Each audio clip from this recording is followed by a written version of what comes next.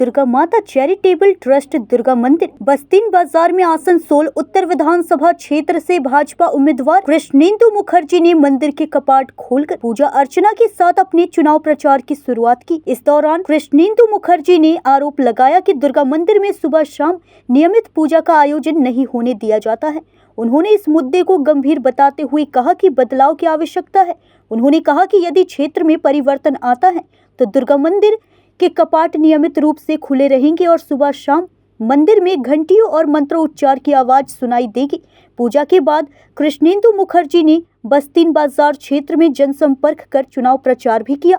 আসানসোলে যে অবস্থা দীর্ঘ 34 বছর বামফ্রন্ট আর 15 বছর এই সরকার থেকে শিল্পনগরী আসানসোল শিল্পাঞ্চল আসানসোল এই শহরে যে শিল্প উঠে গেছে এই শহর একটা মানে বৃদ্ধদের শহর তৈরি হয়েছে। এখানে মানুষ বাচ্চারা পড়াশোনা করছে, হায়ার স্টাডিজ বাইরে করছে, সেখানেই সেটেল হয়ে যাচ্ছে, তার মা বাবা এখানে থাকছে।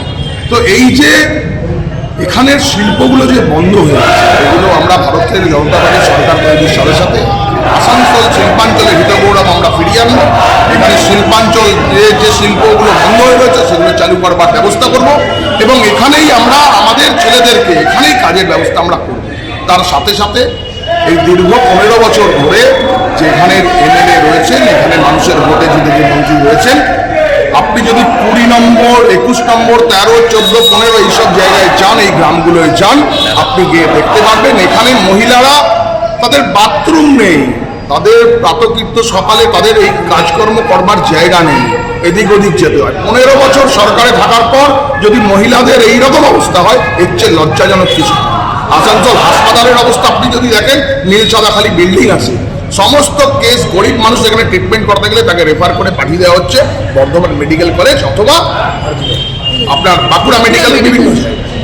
আমার ঘটনা হচ্ছে কি আপনি দেখুন গোটা আসানসোল যে যানজটে আটকে রয়েছে, দেখুন এত যানজট একদম অনিয়মিত এবং মানে পরিকল্পনাহীন এইরকম অবস্থা প্রত্যেকটা শহরে, মানে আসানসোল শহরের প্রত্যেকটা রাস্তায়। আমরা চাইব এইসব জিনিসগুলো 2026-এ সরকারের তৈরির সাথে সাথে পরিকল্পনা মাফিক আসানসোল শহরের এই অবস্থা। জলকষ্ট আপনি চিন্তা করতে পারেন না কীরকম জলকষ্টে গ্রামগুলোর লোকজন ভোগে, এখানে শহর অঞ্চলে কীরকম জলকষ্টে মানুষ রয়েছে, জলে গরমের দিনে হচ্ছে জলের হাহাকার করছে। তাহলে 15 বছর উন্নয়নটা হলো কোথায়? এইটার জবাব তৃণমূলের সরকারে যারা রয়েছেন, তৃণমূলের ভাই বন্ধুরা তারা জবাব দিক যে জলের অসুবিধা কেন কিছু না। একের পর এক ঘটনা রয়েছে আসানসোল শহরে। আমরা চাইব সরকার তৈরির সাথে সাথে এই অভাব অভিযোগ থেকে আসানসোল মানুষকে নিস্তার পেতে আমরা সাহায্য করবো, আমরা করব। ডেভেলপমেন্টের জন্য যা যা কাজ আমরা সরকার আসার সঙ্গে সঙ্গে আমরা করব। आसनसोल से सत्यनारायण सिंह की रिपोर्ट।